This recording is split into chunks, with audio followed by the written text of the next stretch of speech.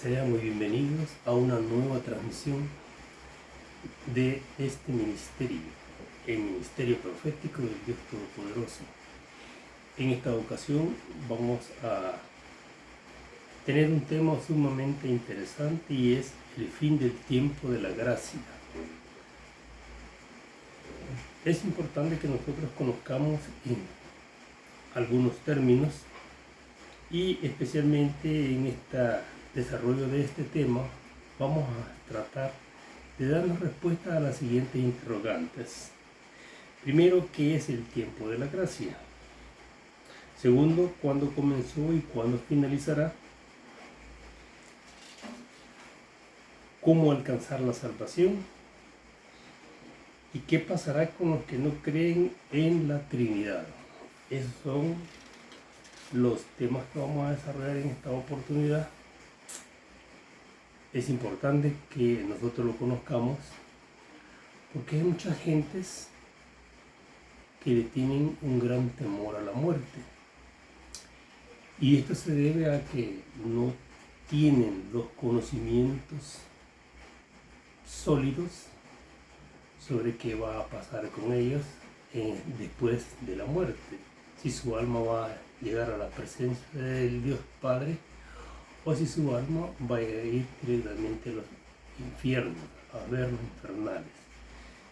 Y por eso es importante este tema, para que nosotros por medio de él conozcamos al detalle cómo podemos nosotros alcanzar la salvación. Bueno, en primera instancia vamos a pedirle al Dios Todopoderoso, Padre, Hijo y Espíritu Santo. Invocamos tu presencia espiritual, Padre, la presencia de tu Hijo y tu Espíritu Santo, a quienes les pedimos que nos ayuden y nos den la sabiduría y el entendimiento para poder dar a conocer tu palabra, Padre. Utiliza a tu siervo para que tu mensaje pueda llegar con claridad y quede grabado en las mentes y en los corazones de las personas que nos escuchan. Vamos a leer la palabra del Señor y nos vamos a ir a Proverbios capítulo 27, versículo 1, y dice: no te jactes del día de mañana, porque no sabes qué dará de sí el día.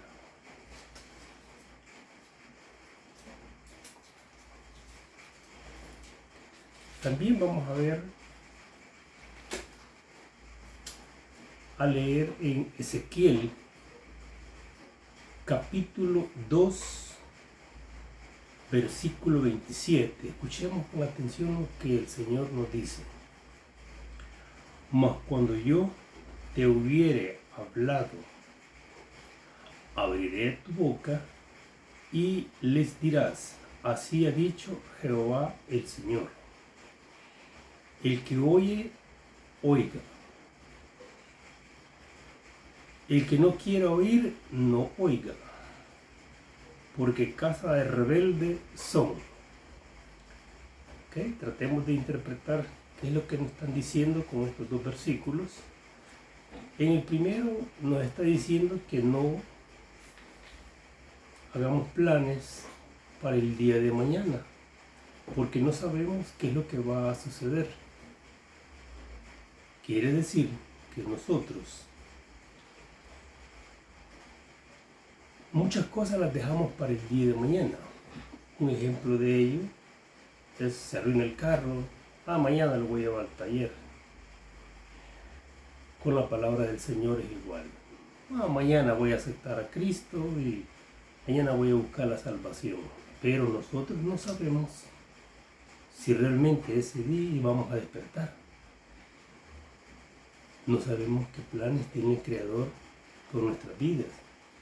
Por eso es bueno que nosotros no dejemos para mañana lo que podamos hacer hoy. En esta ocasión se les invita para que las personas que todavía no han abierto la puerta de su corazón para que pueda entrar el Dios Padre, Hijo y Espíritu Santo, lo hagamos, porque el día de mañana puede ser tarde. ¿Qué es lo que nos está diciendo en Ezequiel? El mensaje es claro, solo es de interpretarlo. El que oye, oiga. Quiere decir que para aquella persona que ya Dios tocó la puerta de su corazón y él está dispuesto a escuchar su palabra, él dice, óigala, porque a través de ella van a alcanzar la salvación y van a estar ante mi presencia. El que no quiera oírla, no oiga. Es porque nuestro Padre Celestial quiere que cada una de las personas, de los seres humanos, alcancemos la salvación. Ese es su plan perfecto, de que todos logremos alcanzar la salvación. Pero si alguien prefiere no escuchar su voz y dejarse llevar por los placeres mundanos, pues él no tiene ningún inconveniente, porque nosotros somos los que necesitamos de él. Él no necesita absolutamente nada de nosotros. Porque casa de rebeldes somos. Él está claro que nosotros, la humanidad, a través de su libre albedrío, nosotros somos rebeldes por naturaleza. Y acá viene este tema con ese propósito, de que conozcamos cuándo va a ser el fin del tiempo de la gracia. Así que, tomando estos versículos como base, nosotros podemos decir que nuestro Padre Celestial, Él está interesado en que cada uno de los seres humanos alcancemos la salvación.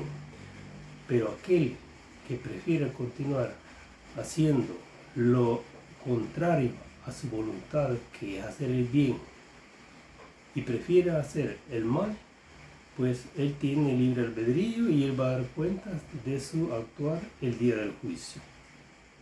Ok, ya con este tema bien claro, teniendo claro pues que nuestro Padre Celestial nos hace el llamado en esta ocasión, pero que también él no le preocupa si alguno de las personas humanas, del ser humano, no escucha su voz. Él, eso sí que no le quita el sueño para nada. Así es que desarrollemos el tema, porque el tiempo es oro y tenemos que aprovecharlo al máximo.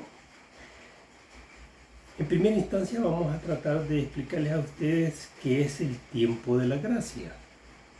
Bueno, es un espacio de tiempo que el Creador, Jehová, el Dios de los ejércitos, ha permitido para que la humanidad pueda alcanzar la salvación y la vida eterna. Ese es el periodo maravilloso que Él nos dice, durante este periodo ustedes acójanse a la gracia, a mi gracia, y ustedes serán salvos. Ok. ¿Cuándo comenzó este periodo? Inició con la venida del Dios Hijo, Cristo Jesús, a la tierra en forma humana,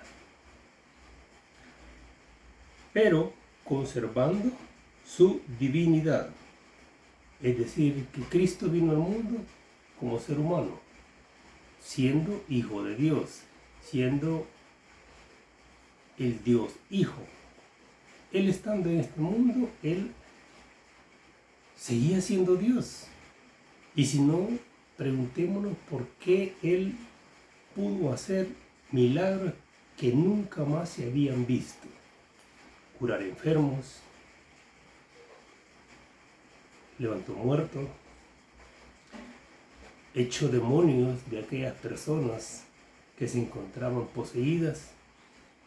Virtudes que solamente pueden ser desarrolladas por un ser divino.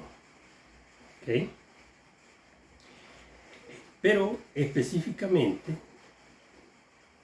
este periodo inició cuando Jesús sacrificó su vida al morir y resucitar al tercer día para el perdón de nuestros pecados durante este periodo. Cristo vino a este mundo a cumplir la voluntad del Padre. Entonces Él vino a sacrificar su vida para el perdón de nuestros pecados y para que nosotros alcanzáramos la salvación. ¿Cuándo finaliza este periodo? Este es el tema que nos intriga a muchas personas desconocedoras de la palabra del Señor. El periodo finaliza cuando Jesús cierra la puerta en el tabernáculo del cielo. A partir de ese momento ya nadie podrá ingresar ni ser salvo, ni alcanzar la vida eterna. Va a haber un momento en la historia, cuando sea ya el fin de los tiempos, que Jesucristo va a dejar de interceder ante el Padre por cada una de las personas que lo aceptan a Él y lo reconocen como el único camino para llegar a Dios. Aquellas personas que piden perdón al Creador por si se arrepienten de sus pecados. Entonces, Jesucristo en estas, podemos decir, en la actualidad, ¿qué hace en el reino de los cielos? Una de sus funciones es interceder ante el Dios Padre en aquella persona que se arrepiente de sus pecados y acepta a Cristo como su Salvador. Pero va a haber un momento en la historia en que esa puerta se va a cerrar. Y por más que las personas se arrepientan después de que esa puerta sea cerrada, aunque se arrepientan, ya va a ser tarde. Ya no van a poder acogerse a este periodo de gracia que el Dios Padre ha dado. Por eso es importante que nosotros lo conozcamos. ¿Cómo era antes la forma de salvación de las personas? ¿Cómo era que Dios antes perdonaba los pecados de las personas? Bueno, la persona que cometía una falta, un pecado, se presentaba ante el sacerdote y llevaba una ofrenda, un sacrificio de un animal, el cual la persona colocaba su mano sobre la cabeza del animal y posteriormente lo degollaba. De esa forma el pecado de la persona pasaba directamente al animal y la persona quedaba libre de ese pecado. Pero cuando ya vino Jesucristo, la forma de perdón de los pecados de parte de Dios cambia. Y es cuando la persona se acoge al periodo de gracia confesando sus pecados ante el Dios Padre y pide perdón y acepta a Cristo como su Salvador. Esa es la forma actualmente de cómo la persona puede liberarse de sus pecados y alcanzar la salvación de su alma. Existen algunos pasajes en la Biblia, el cual están estrechamente relacionados con este tema. El primero lo encontramos en Mateo 24, capítulo 36 al 37.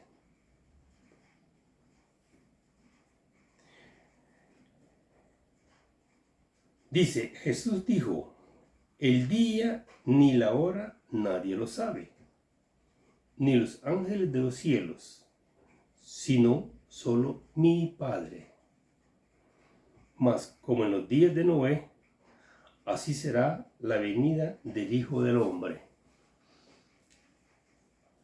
Es importante que nosotros entendamos qué es lo que Jesús nos quiso decir con esta aseveración. ¿Cómo fueron los tiempos de Noé? ¿Cómo fueron los días en el día de Noé? Sencillamente la gente estaba desbordada en lo que era la maldad. Similar a como era el periodo en tiempo de Sodoma y Gomorra. Desborde total. Ahora, yo les hago una reflexión. ¿Cómo, si nosotros comparamos cómo estamos en la actualidad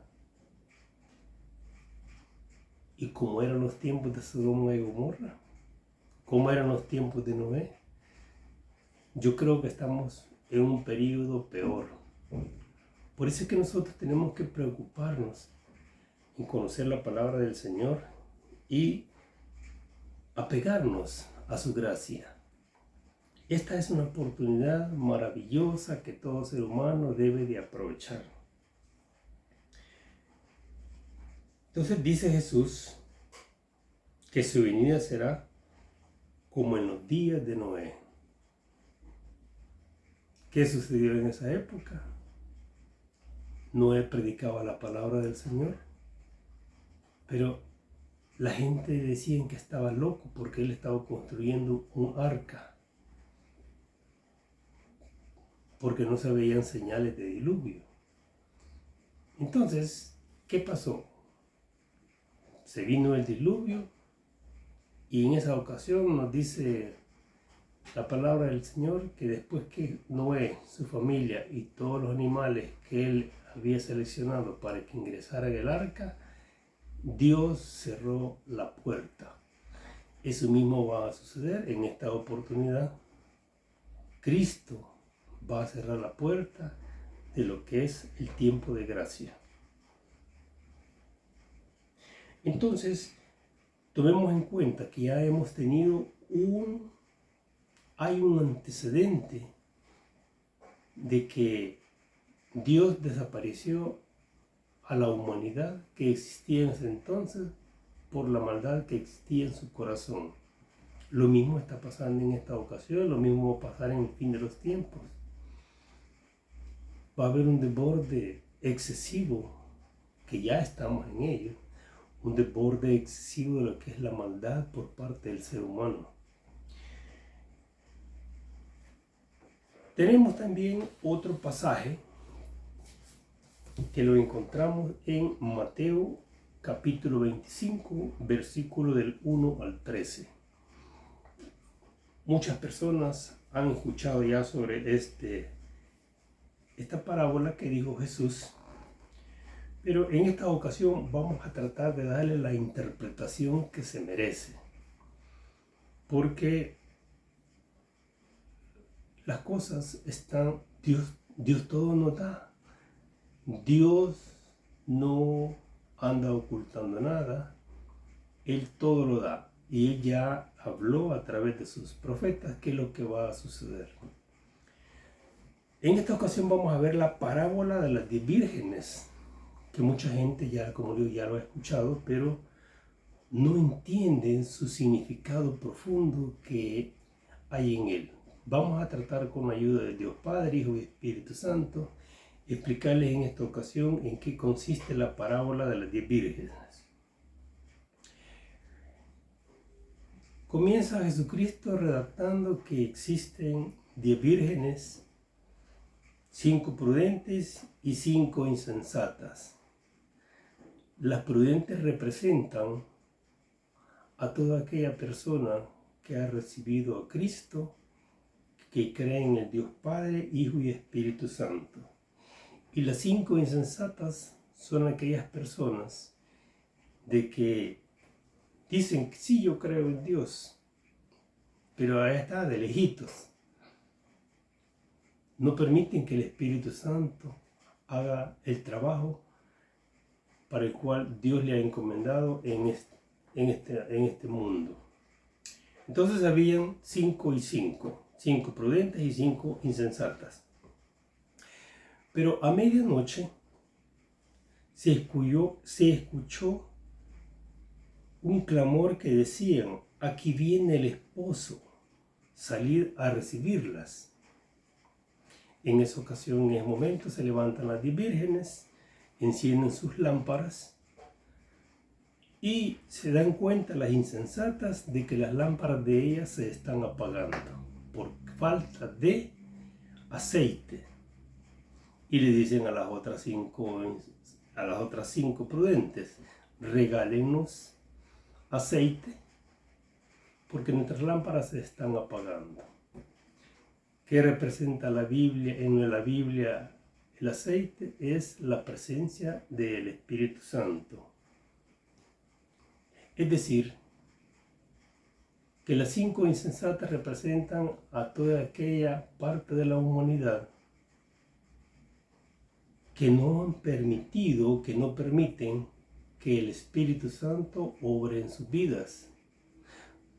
Son aquellas personas que Jesucristo, el Hijo de Dios, está tocando a sus puertas todos los días por medio de su compañero o compañera de vida, por medio de sus hijos, por medio de un vecino, por medio de las personas que predican la palabra. Entonces, las 5 insensatas les faltó aceite, es decir, que no tenían el Espíritu Santo obrando en sus vidas. Por esa razón es que las sensatas le dicen, vayan a comprar para que tengan aceite, así ustedes ni nosotros nos quedamos sin aceite. Pero mientras las insensatas fueron a buscar aceite, vino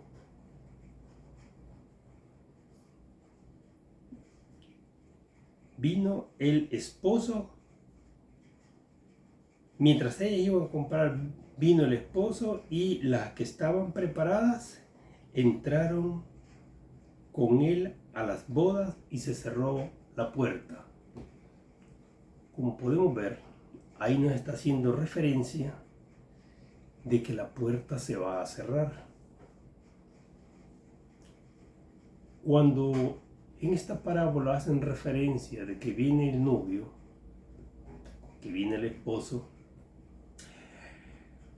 eso está relacionado con la segunda venida de Cristo y está relacionado con la venida del Dios Padre y Jesús cuando vengan por su iglesia. Cuando ellos vengan, las puertas se cierran para aquellas personas que no tenían en su corazón al Dios Padre, el Dios Hijo y el Dios Espíritu Santo. Entonces, cuando se cierra la puerta, ya no va a haber espacio para que las personas logren la salvación, porque ahí se termina el período de gracia.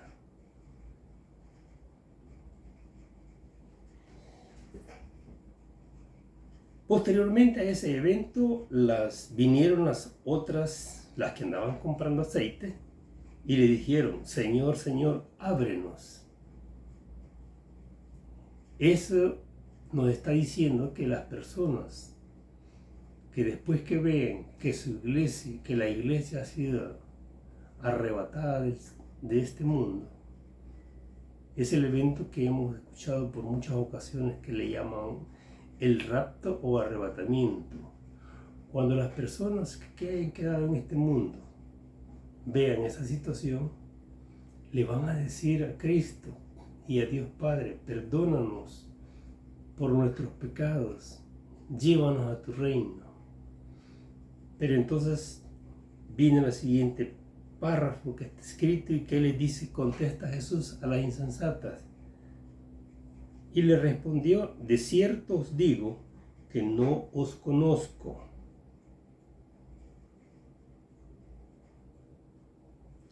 Imagínense qué tremendo. Dios les dice, no os conozco. Pero en este momento, si uno de nosotros le dice a nuestro Señor, Señor, te acepto en mi corazón, perdona mis pecados, Él los va a recibir con los brazos abiertos y va a interceder ante el Dios Padre. Pero a partir de después que se lleve a cabo el rapto, las personas, por más que recen, por más que vayan a las iglesias, no van a poder encontrar ya la salvación. Y como leímos en el principio, que no podemos pensar que mañana vamos a hacer las cosas porque no sabemos si el día de mañana vamos a amanecer. Hay personas que se acuestan y ya no despiertan, se van de este mundo. Lo mismo pasa con alguien durante el día. Ay, dice, mañana voy a hacer tal cosa. Y si ese día sufre un accidente de tránsito o lo pasa arrollando un vehículo, o alguien saca una pistola y le dispara, ya no le da tiempo de arrepentirse. Entonces por eso es que nos dicen al principio, no hagas planes para mañana, haz ahora lo que tengas que hacer. Y ese es un consejo que nuestro Padre nos da en cada una de nuestras actividades diarias. No dejemos para mañana lo que podemos hacer hoy. Jesucristo cierra la parábola diciendo, velad pues, porque sabéis ni el día ni la hora cuando el Hijo del Hombre ha de venir. Jesús nos dice, ustedes no saben cuándo yo voy a venir. Velad, ¿qué es lo que nos está enseñando Cristo en esta parábola? Nos dice que nosotros debemos aprovechar este espacio que el Dios Padre ha designado del tiempo de la gracia, que nos acojamos a Él, que nos pongamos en cuenta, que hagamos la voluntad del Dios Padre para que nosotros podamos alcanzar la salvación y estar listos para el momento que Él venga. Porque como Él dice, que solo el Padre sabe cuándo es que se va a dar estos eventos. Entonces, yo en lo personal les hago una atenta invitación en esta oportunidad para que todo aquel que todavía lo está pensando y está dejando para mañana, voy a ponerme en cuentas con Dios, para mañana voy a hacer su voluntad, no lo dejen para mañana. Busquemos a Cristo, busquemos a Dios Padre y permitamos que el Espíritu Santo haga en nosotros lo que Él necesita hacer. Entonces ahí finaliza la parábola de las 10 vírgenes. Esto es un evento en el cual Jesús nos está diciendo, esto es lo que va a suceder el día de mañana. Y todo lo que Jesucristo dijo, todo se está cumpliendo. Y si no veamos la promesa que Él hizo, dijo, el templo de Jerusalén no va a quedar piedra sobre piedra, se cumplió. Dijo también que iban a haber terremotos, hambrunas, guerras entre naciones, y todo eso ya se cumplió. Entonces, esta parábola que Jesús nos dejó es para que nosotros la entendamos y veamos que Él estaba haciendo referencia a los eventos que van a haber el día que se dé el fin del tiempo de la gracia. Ahí nos está diciendo muchas cosas, así es que les dejo la inquietud para que nuevamente leanla detenidamente y veanla desde ese punto de vista, que la parábola es lo que va a suceder en el fin de los tiempos. Pero también existe otro versículo en Apocalipsis, capítulo 22, versículos 11 y 12, en el cual Jesús hace referencia a los últimos tiempos. Y leamos lo que es lo que dice. Dice, el que es injusto sea injusto todavía. Es decir, que el que anda en malos pasos, el que está aplicando la injusticia, cuando se dé lo que es la venida del Dios Padre y el Dios Hijo por su iglesia, el que esté haciendo injusticia, que continúe siendo la injusticia. Ese va a ser no problema de ellos, sino que va a ser el problema y va a responder cada ser humano. El que es inmundo sea inmundo todavía. El que anda en el deseo de los placeres de la carne, ese es el inmundo.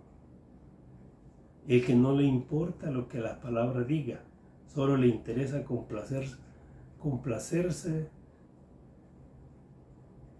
en las cosas del mundo. Nuestro Padre Celestial en una ocasión nos dio a conocer y dijo: los placeres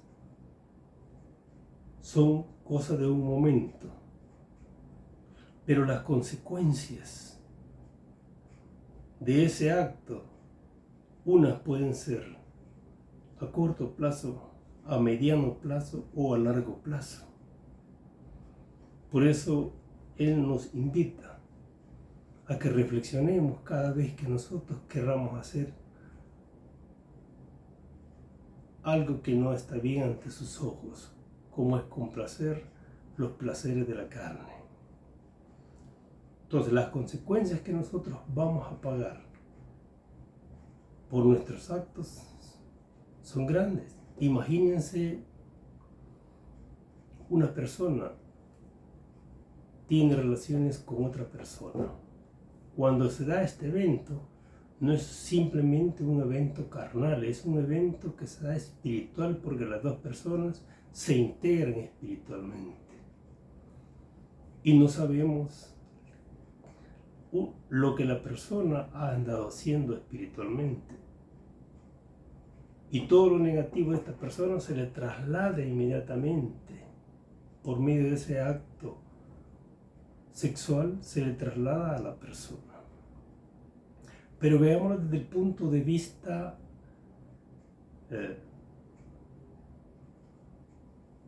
del ser humano. ¿Qué pasa si esta persona tiene alguna enfermedad? Esa enfermedad se le va a transmitir.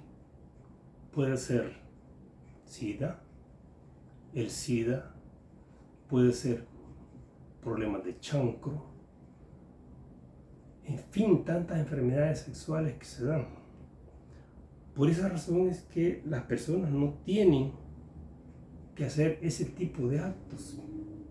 Para eso Dios Padre nos dice que Él ha dado a un hombre una mujer y una mujer a un hombre. ¿Para qué? Para que no se corra ese riesgo de esa contaminación, ya sea espiritual o sea en el cuerpo de las personas.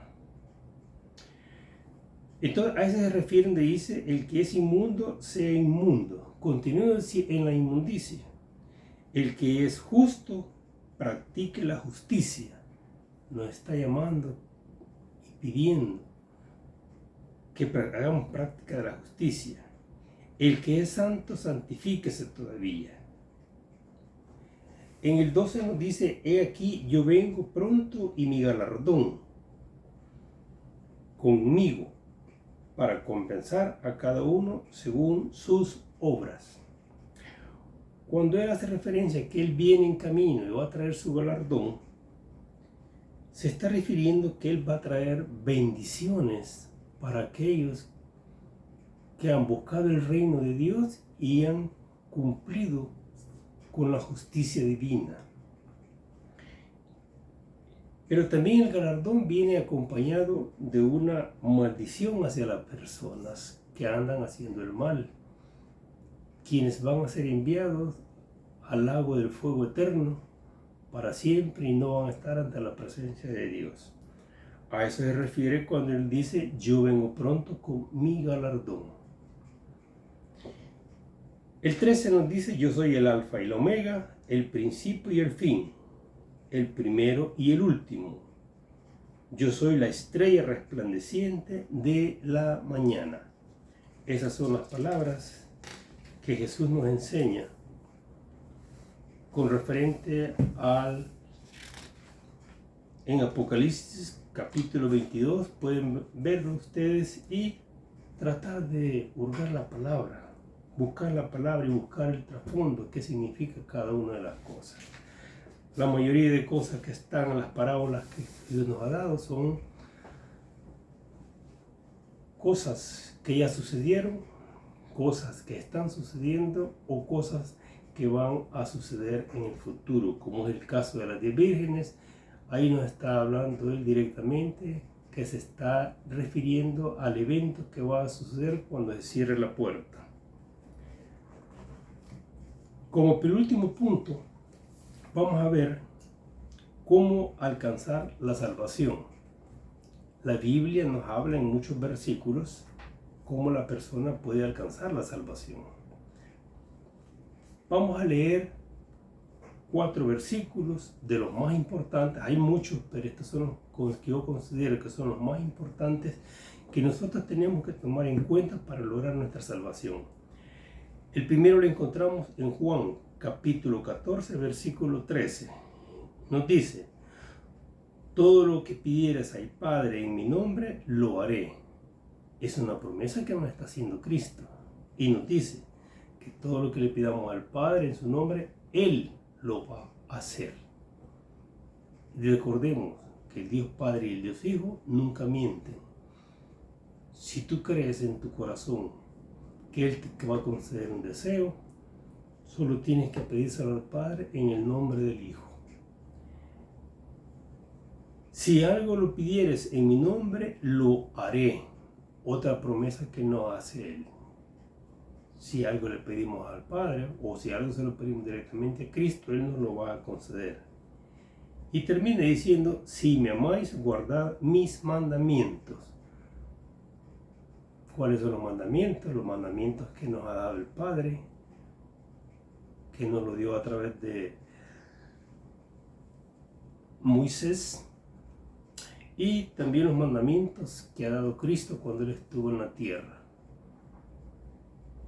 Amar a Dios sobre todas las cosas y amar al prójimo como a ti mismo.